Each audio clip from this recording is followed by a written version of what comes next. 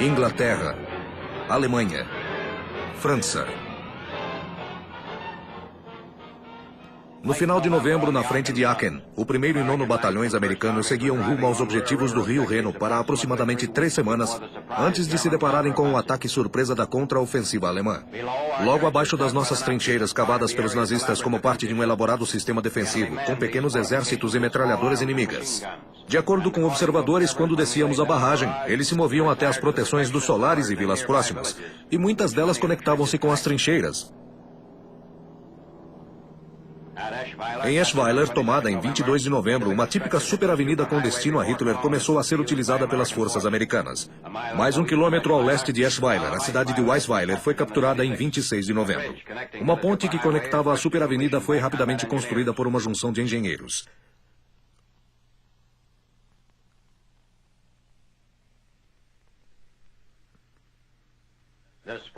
O progresso dos nossos exércitos foram contínuos, apesar da resistência inimiga. Mas os nazistas se preparavam para um enorme contragolpe que se tornaria a dura realidade em 16 de dezembro. Field Marshal comandou suas tropas ao sul para um combate no setor de Aachen. Após estes acontecimentos, já dominávamos a frente ocidental. Nem mesmo as péssimas condições do tempo impediram os avanços. Em alguns locais, as ruas eram impossíveis de se atravessar, com lama que impediu o avanço dos homens e danificava equipamentos.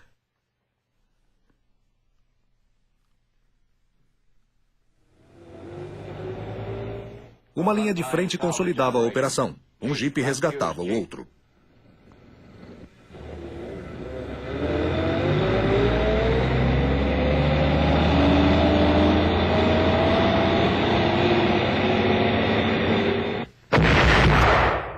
Um canhão 1,55 automático atirava contra um posto de observação das frentes alemãs, a nordeste de Eschweiler, com um alcance de 1.828 metros.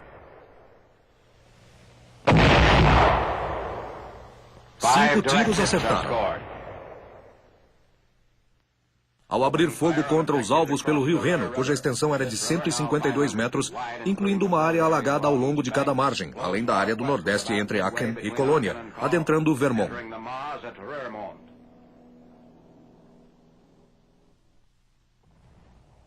Na margem leste explodiam cápsulas de fósforo branco. Os tiros vinham de um operador situado ao sul de Jurek.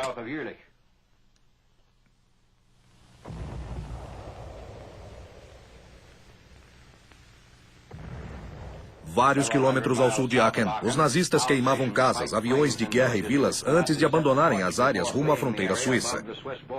Uma frente avançada liderada pelo 1º Batalhão francês conseguiu tomar as posições do flanco alemão.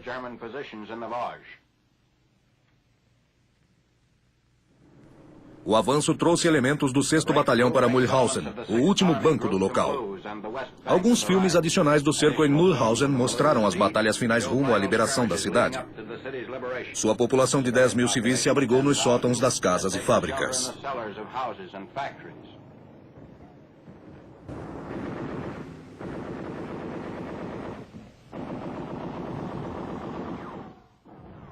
Havia alguns oficiais entre os prisioneiros. Parte da equipe do 19º Batalhão Alemão foi capturada em Mühlhausen. Funcionários das casas de estações comemoravam na cidade libertada. Durante a ocupação alemã, eles eram submetidos a trabalhos forçados. Enquanto Mühlhausen era reduzida, Saarburg, no extremo norte do setor, era capturada pelas unidades do 7º Batalhão. Os repentinos avanços das tropas do General Patch fez com que os inimigos abandonassem muitas armas.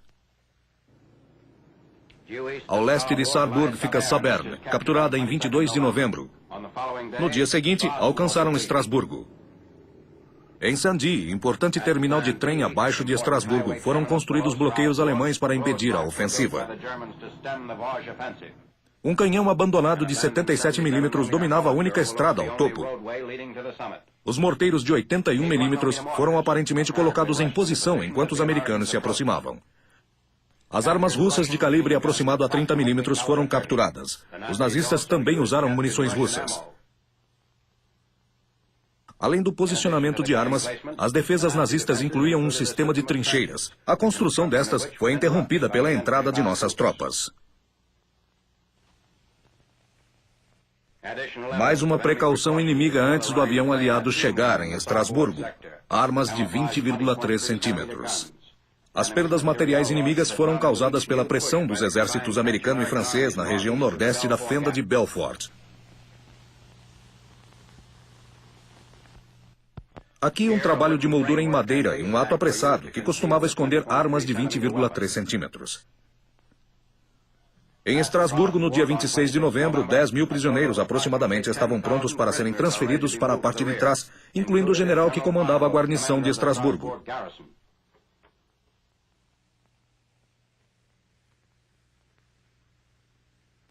Esses oficiais foram transportados para sudoeste de Epinal. Por meses, eles foram mandados para campos dos aliados.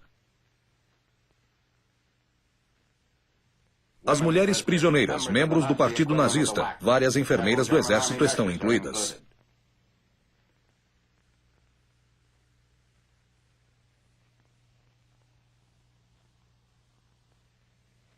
Epinal, esperando reforços. Pouco antes do ataque alemão de dezembro, o número total de prisioneiros feitos desde aquele dia era de 715 mil.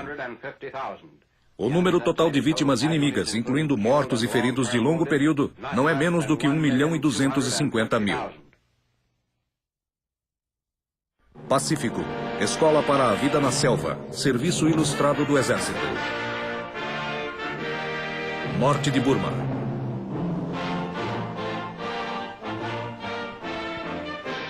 Na cidade de Burma, nordeste de Mogan, a arte de viver na selva é ensinada para as tropas americanas. As técnicas de cozinha rudimentares do local são explicadas pelos nativos para uma classe de soldados. As plantas e outras coisas comuns nessa área são classificadas por seus valores adicionais. Depois, eles entram na selva para demonstrações de campo, com os veteranos de Burma e australianos como instrutores. Os soldados são apresentados a atiradores de bambus, as chamadas zarabatanas. Flores e plantas que contêm água para beber são identificadas corretamente. Esse treinamento é extremamente valioso devido à dificuldade e isolamento da campanha de Burma. A sobrevivência está relacionada a quanto o soldado aprendeu sobre improvisação. Por exemplo, de como fazer corda de bambu e como juntar as divisões de um abrigo. Os veteranos australianos demonstram o procedimento exato para montar este abrigo. Uma cobertura de grama proporciona segurança contra os elementos.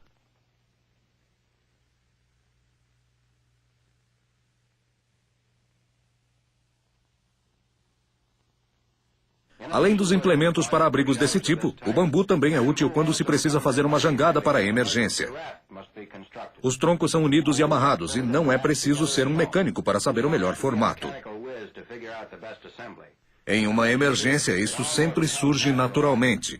Então os soldados aprendem o que comer e como andar na selva.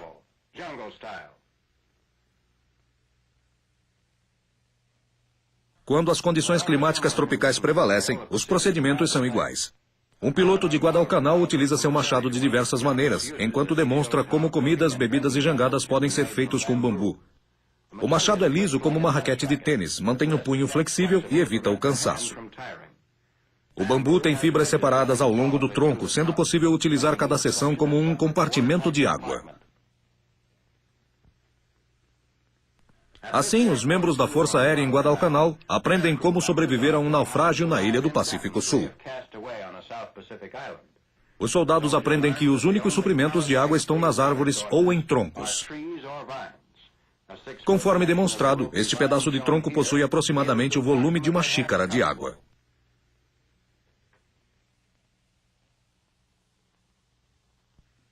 Ele guardou um pouco d'água para cozinhar. Utilizando seus conhecimentos sobre plantas comestíveis, ele colheu batata doce, feijões, berinjelas para o jantar. A comida já foi recolhida, a água obtida e seus utensílios estão prontos. Agora o piloto reparte os pedaços de bambu para fazer uma fogueira. As raspas oferecem o combustível inicial. Mesmo sem ser um escoteiro, deve-se saber como proceder daqui para frente. É tão simples quanto parece. Os fósforos não devem ser levados em kits de emergência dentro das bolsas dos soldados, cuidadosamente selados em um container de água.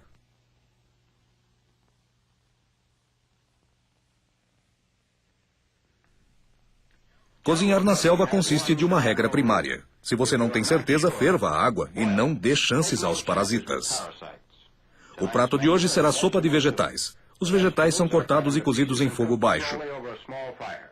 Se houver dúvidas em selecionar os vegetais, algumas regras de segurança devem ser tomadas. Evite todo tipo de comida leitosa. Não coma sementes de frutas e plantas. Nunca coma nada com gosto amargo.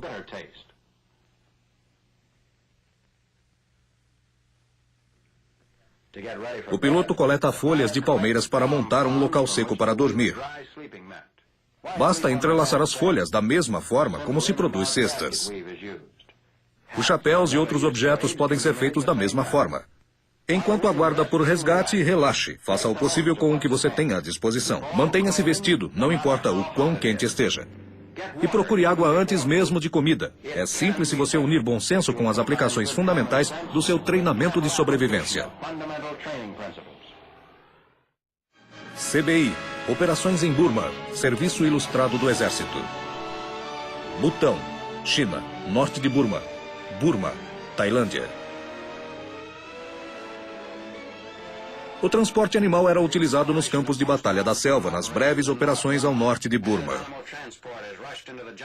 Um batalhão de artilharia de campo recebia mulas vindas dos Estados Unidos. O carregamento consistia de 6 seções com 190 mulas em cada uma delas.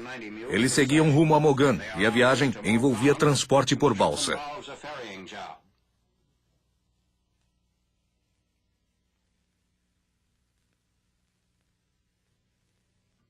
Embora as mulas estivessem presas na balsa, diversas delas caíam nas águas.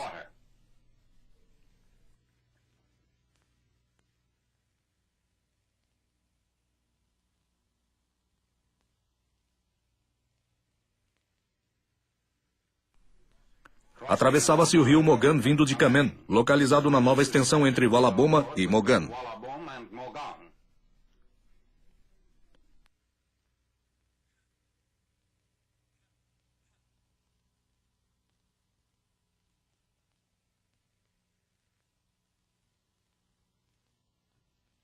Ao chegarem na junção das estradas do rio Mogan, os aliados seguiam para o sul na campanha para novamente se unirem por terra à Índia e à China. O terreno imprevisível tornava a utilização de mulas vantajosa.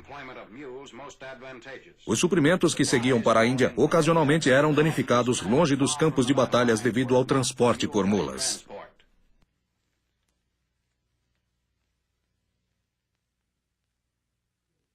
Os trens levavam as mulas até o fronte.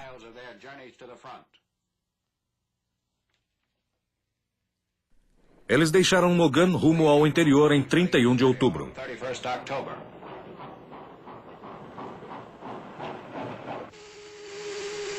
Em Aken e Burma, as pontes eram construídas graças às suas florestas. 90% da madeira era enviada a Mackay, uma das madeiras mais nobres do mundo.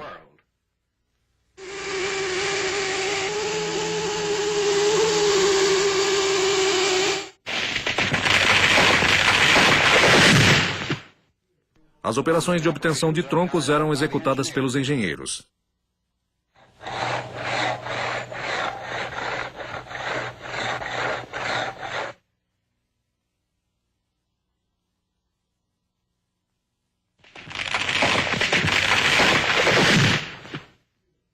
Os cabos eram amarrados nos troncos, que eram arrastados por tratores até as máquinas de corte.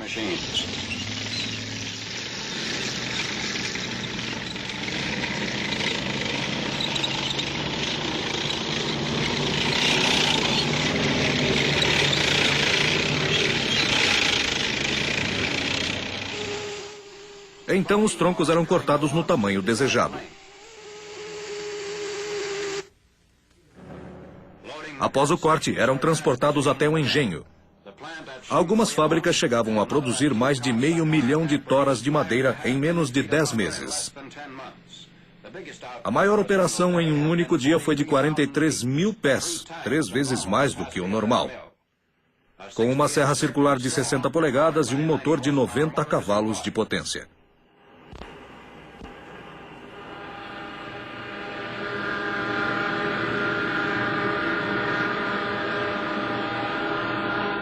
Além da construção de pontes, as madeiras eram usadas pelos engenheiros como, por exemplo, no caso de terrenos necessitarem da construção de uma rua, utilizando-se tábuas amontoadas. Pacífico, Ilha Icebox, serviço ilustrado do Exército. Kwajalein.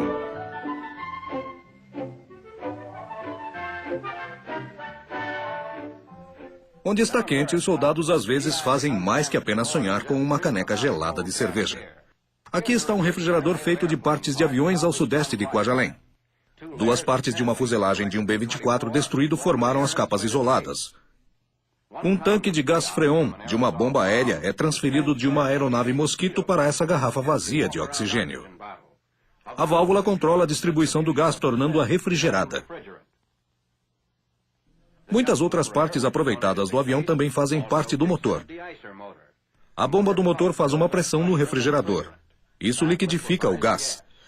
Quando o líquido comprimido na garrafa é liberado nas mangueiras, a pressão mais baixa deixa evaporar novamente, mas gelado.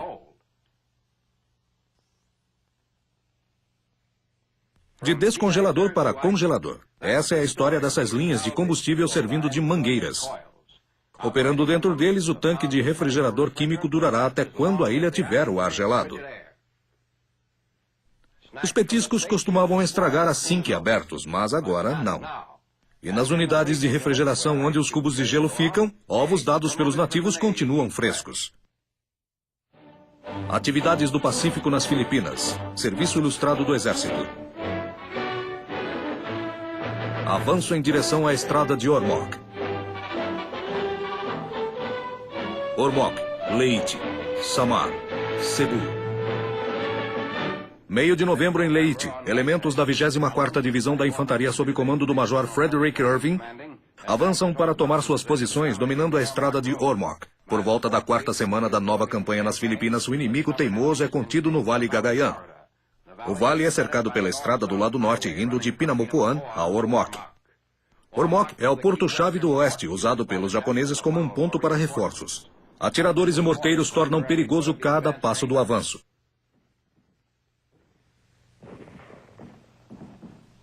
Um fotógrafo americano foi fatalmente atingido por um atirador japonês. 2 outros correspondentes colocaram-se em risco para ajudá-lo.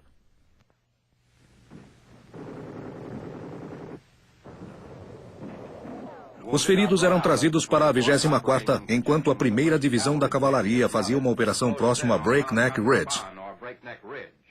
Em 22 de dezembro, quartéis-generais do general Douglas MacArthur puderam anunciar que os soldados do Norte e Sul feriram alguns japoneses ainda em resistência.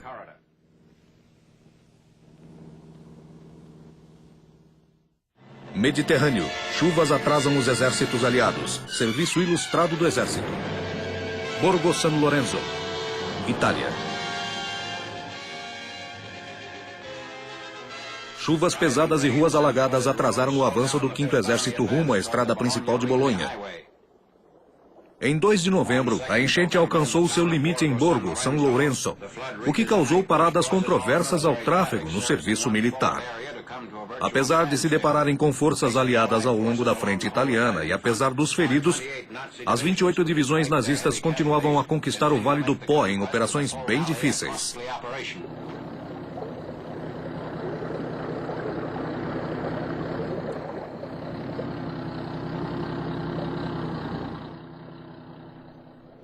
As estradas do setor da Divisão 78 foram reduzidas, causando um sério problema de transporte.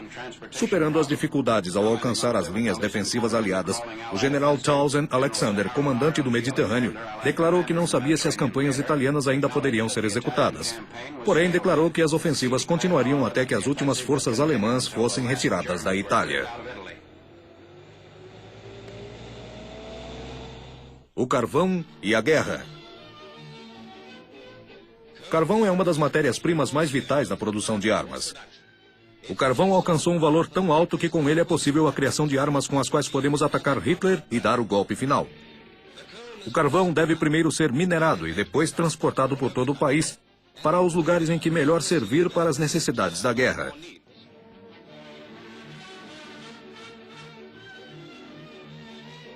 Mas muitas outras coisas também devem ser transportadas em tempos de guerra. Por isso, não desperdice. Aproveite bem o carvão. Por que não tomar o café da manhã na cozinha? É mais quente que a sala e assim não precisará acender outro fogo. Pegue leve com a água quente, é apenas um gasto extra. Não deixe a lareira acesa até tarde. Apague o fogo e retire as sobras de carvão.